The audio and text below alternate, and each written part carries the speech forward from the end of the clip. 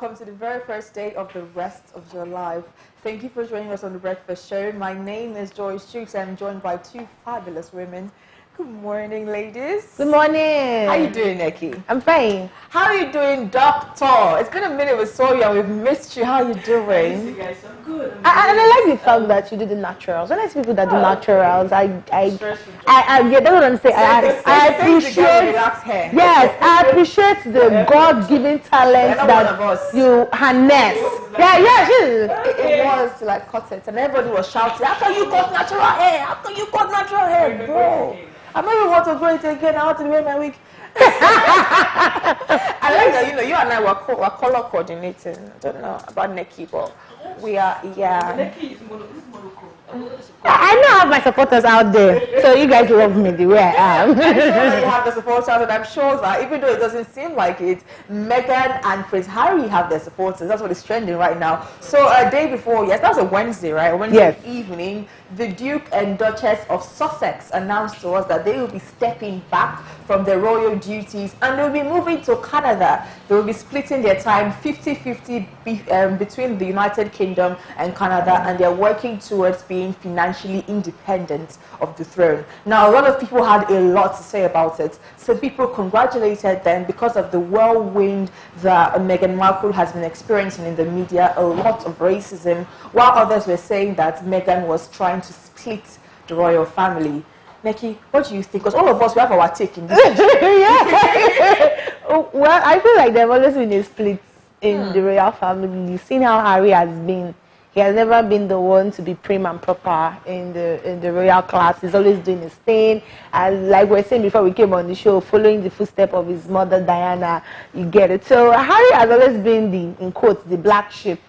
And him marrying Meghan, it just was just the straw that broke the camel's back. And ever since they got married, even before they got married, the media in the West, they are terrorists. As far as I'm concerned, they would wound your life and tear you into pieces. They've never put Meghan in a good light. Especially Piers Morgan. He hates her so much. You know, he was asked recently why he doesn't like her. He said that before she became the Duchess, that they used to be friends, that she used to ask him for media advice, but as soon as she became a princess, she just tossed him away. So I'm like, so you don't like her because she's not playing with you again? No, you must have a Nigerian blood. But that's beef. When you're successful and everybody's beef, that guy has a Nigerian blood, so it's just check somewhere. Well, I feel it's the best thing. It's one of the best decisions, especially if they've seen that their mental states, and for the sake of their son too, they can take it, one of their child. So let's see how it goes with them, basically. I think it's daring. Really it's very daring. It's dangerous. Independent financially and all that. It's daring, but it's cool. This guy, Trevor Noah, said, he made a little joke about it. He was like, imagine that you get to employ Prince Harry. Like, how do you complain to him? That you say, Prince Harry, get in my office, your Royal Majesty. Well, no, I mean, it's what people feel like. And I also heard a lot of people saying that don't date a Meghan, don't be like a Meghan. Like, what did Meghan even do? Like, don't, they're equating her to the lady that is trying to separate Harry from the royal family. But that's how it always is. When you see a man that puts his family first, you say that the woman is the wrong country. So it's not even funny. They don't want jazz now because it's not African, but I'm sure they have their own term. They have their own term. But we're going to see how it plays out. Hopefully it ends with them successfully. And if you were a Nigerian looking for where you could emigrate to, the United Arab Emirates has said that they're giving 5 years tourist visas to all nationalities. So if you can get a tourist visa to the United Arab Emirates, Dubai, you can stay there for 5 years and figure out your life to you. Joyce, what do you think? Residents. That's really cool. It's really cool. They're saying that they want to increase tourism in the Gulf countries. There'll be mass exodus in this country. People are looking for Do you understand? And Dubai is not even expensive to I So let's move into our today in history. On this day, January 10th, in 1949, a very, very great man was born. He was the military governor of Rivers State and the former defense minister of Nigeria. His name is Major General Godwin Abbey. Now, he joined the military in 1969 and served during the Nigerian Civil War. He earned a postgraduate diploma from the Obafemi Awolowo University and is also a graduate of the United States Army Infantry School in Georgia, Ghana Armed Forces Staff College, and the National Institute for Policy and Strategic Studies. He was the military governor of Akwa Ibom State and Rivers State. He then became the general officer commanding 2 divisions of the Nigerian Army and the commander training and doctrine commandant at the Nigerian War College. Under President Yar'Adua, he became the Minister of Interior in 2007 and the Minister of Defense in 2009. He was also the party chairman of the People's Democratic Party, PDP, in 1999, and today he is going to be 71 years old. Wow. Happy birthday, sir. He's such a great man. True. And like Neki said, he has his street in Benin City. So Yeah, that's it's how not you know far you're from it's not far from our studio blue. That's how you know actually. you're blue. When you have a road named after you, you know you're big. That's so. Because in my area, once you build your house first, you can name the street. This is beef. We are going to go on a short break now, and when we come back, we're going to be diving in New Year resolutions for your health. If you had plans to step up your health in 2020, our doctor is going to tell you exactly how you're going to do it. Stay there.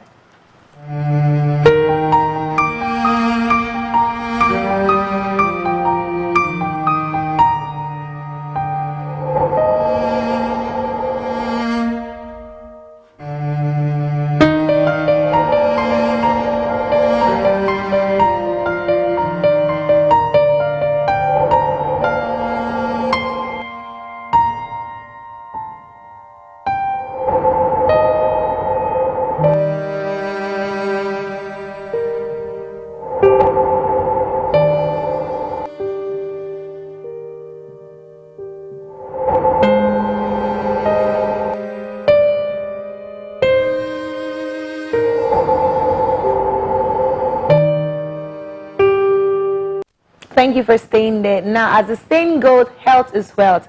2020 has come, and setting healthy goals is one that will make you live a very less stress-free and an organized life.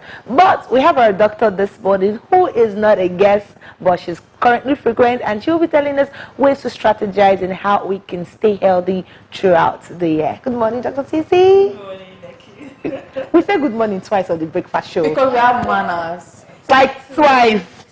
We're well brought up. Our ancestors ate manna. But we need to know that what even are healthy goals? Okay, basically, they're goals to improve your health. Okay. As simple as this. Yes. Goals to improve your health. And most people feel like it's only overweight people or people that are obese that should have healthy goals. Now, so we're not talking about weight loss goals, we're talking about healthy goals. So whether you're weighing 50 kg or weighing 100 kg, you should have healthy goals because everybody has to be healthy. So it has nothing to do with your weight or how you look or anything. You should just have healthy goals. And I would say that most at the beginning of the year, based on the fact that during December everybody has eaten junks and everything, so everybody starts the year with, oh, I want to lose weight, so I want to exercise and all of that. So in January, you can see people running down the streets and eating veggies and eating fruits. And in February, everybody's just, it's dying off. So in my opinion, I think that, and it's the same thing even with life goals. Whatever goals you want to have for health, you should write it down first. Okay. You want to be healthy. Okay, so how are you going to go about this? And in what way would you go about this? Is it that you will cultivate one new habit every week or one new habit in a month? Because most people will tell you that to build a habit, it takes about 30 days. Yeah. So I would say, okay, have a plan that, okay, these two healthy goals are what I want to face in January. And then in February, I'll add 2 more, and then you keep on doing it like that. So basically, I would just talk about generally what healthy goals you should have this year, and then you would now decide, okay, how would I go about it? Is it that for the first week of January, I'm going to exercise at least 30 minutes in a day for 1 week and see how it goes for 1 month. Then in February, I'll cut down on canned drinks and all that. So it's good to plan like that. It's not just good to just wake up and say, I want to live healthy. You have to write it down. What do you want to do? And when do you want to do it? So that at the end of the year, you're able to now open your book and say, okay, I did this, I did that, and I could not do this. 2021, I will now be better. I felt very attacked when you said. I saw something online that I found interesting. Now, somebody said that she wanted to lose some weight and make some healthy life changes. And then the doctor replied her and said that whatever plans she was going to make, she should first of all find out what her BMI was and that it would advise her. Is that what we should all do? That's why I started with. It doesn't matter what, because your BMI actually takes uses your weight and your height. That's how we calculate BMI. So it's fine. You should know your BMI generally. You should know what your weight is. You should know what your BMI is. But BMI helps us to know if we are underweight, if you have normal weight, overweight, obese, and what we call morbidly obese, meaning that your weight is so much that you can start having chronic illnesses. Okay, so it's good for you to know on a general note. Okay, probably what he's saying she should know is so that she'll now know to what extent she would exercise or eat healthy. Fine, it's good, but no matter what your BMI is, you should have healthy goals. So whether it's whether your weight is normal or it's overweight, the only difference is that when it's not overweight, you now have additional goals, which will not be weight loss goals. Because if you are normal weight, you won't have that goal. Your own goal is to be healthy. But if you are overweight, you need to come back to being normal weight. So you have to now have weight loss goals added. And most times, if you eat healthy, or most of your healthy goals actually help you be normal weight. Okay. So I won't say it's wrong. Okay. It's a good thing to know.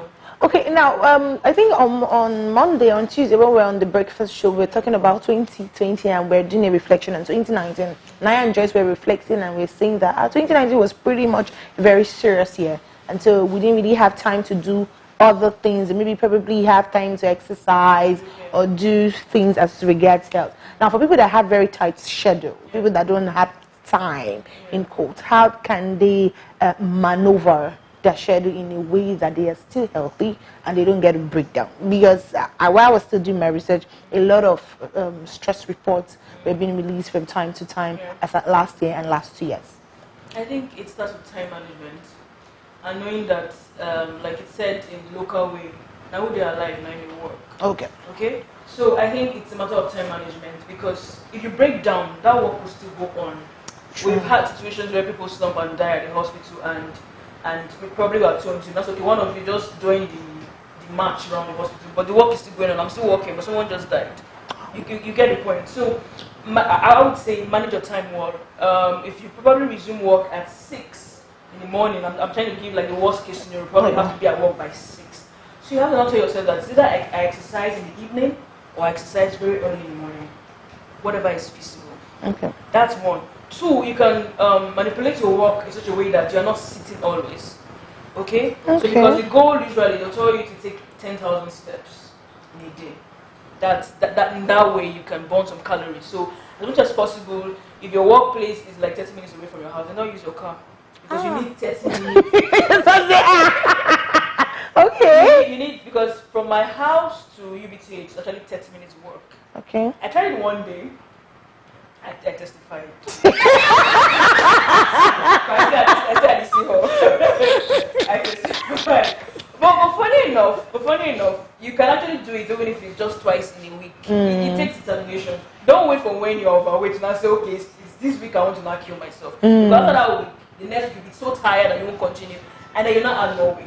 So I think you should manage your time well. Try to see, okay, when can I do exercise? Is it in the morning or during the evening? Okay, and then at work, try to take at least 10,000 steps. On our phones, we have this Google Fit app. We have another one, pedometer, that you can use to check how many steps have I taken. So no matter how busy your schedule is, try to see, okay, if I work, I can try to move around more, or I can schedule my exercises in the morning. Then during weekends, you don't work weekends, you can join the gym or go to a sport complex in Uniben. It's free. You come in and just people rolling, and then you can join for an hour. So it's determination and telling yourself that you need this to be healthy.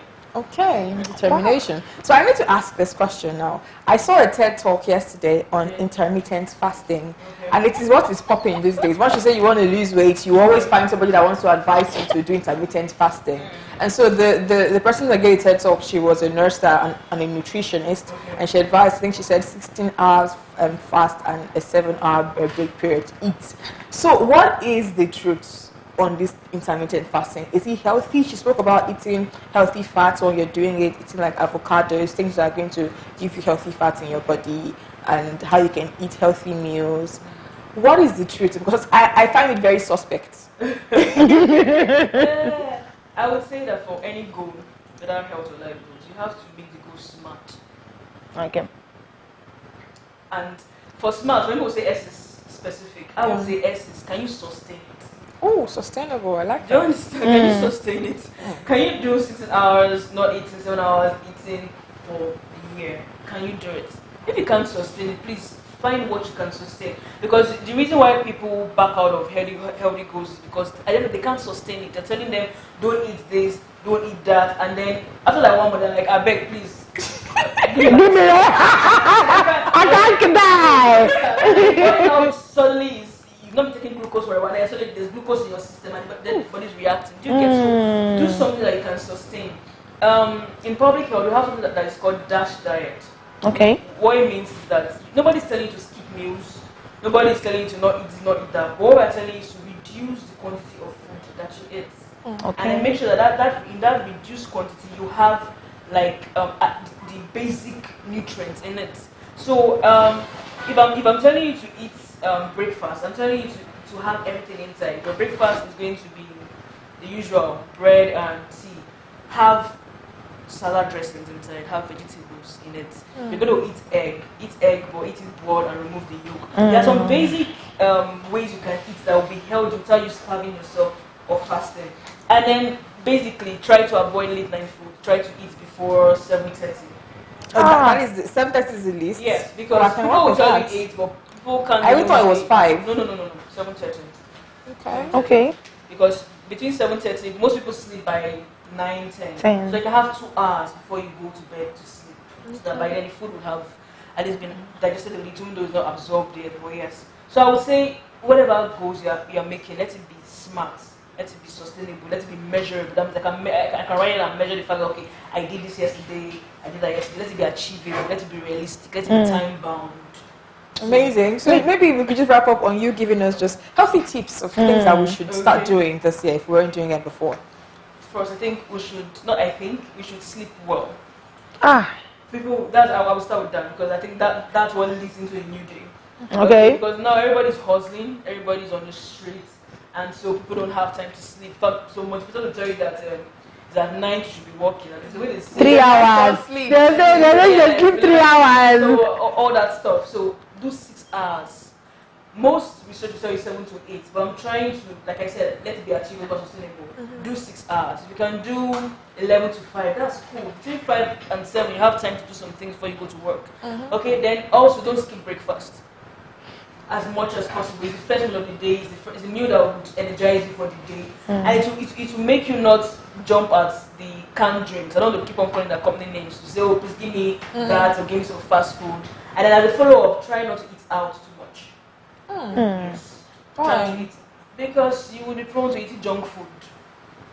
So try not to eat out. And then when you cook your own food, you're the one that knows what you put inside, and you'll be able to control what you're putting inside. Because if you eat out, you can't control the salt that you put inside the food. You can't control the sugar that will put inside the food, which I will follow up with. Try to reduce your sugar and salt intake, because both of them are risk factors for the 2 silent killers, which is diabetes mellitus and hypertension. Jesus is strong. Yes. So try to reduce your salt intake and then your sugar intake, and then as much as possible try to increase your physical activity. I don't want to call it exercise. When people hear exercise, they're like the gym, this long hours. Physical activity. Increase your steps in a day. Try to do at least 30 minutes exercise. If it's brisk walking, that's the easiest, for 30 minutes in a day. Okay. It may not be every day, but at least 4 times in a week. Yes.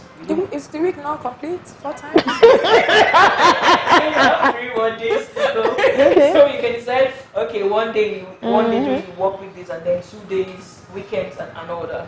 So, and then as much as possible, try to reduce stress. Now, that may not be possible if you're an employee, because you cannot control when people call you to do this and do that. Sure. But as much as possible, try to pace yourself.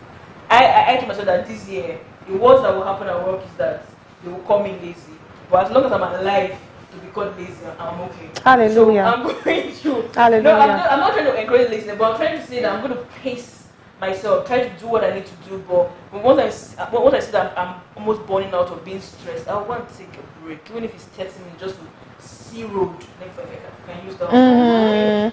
Then, lastly, since we're rushing, I would say try to do your physicals as much as possible.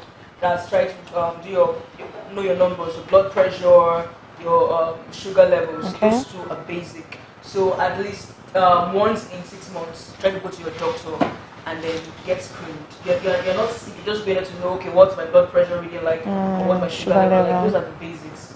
Oh, I that's think it starts. oh.